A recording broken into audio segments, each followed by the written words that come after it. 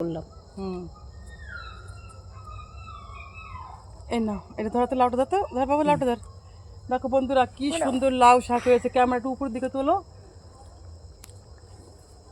অনেক লাউ শাক হয়েছে। এবার এই নাও, ধরো লাউ শাক ধরো। আমি অনেককে দিচ্ছি আজকে লাউ শাক, কারণ গাছে লাউ হয়েছে। আর কথায় আছে, লাউ শাক মানে কেউ নাকি মৃত্যুর ঘর থেকেও ফিরে আসে যদি সে পূর্বজন্মে লাউ শাক বিল করে আসে। তো আমি তাই লাউ শাক বিল করছি।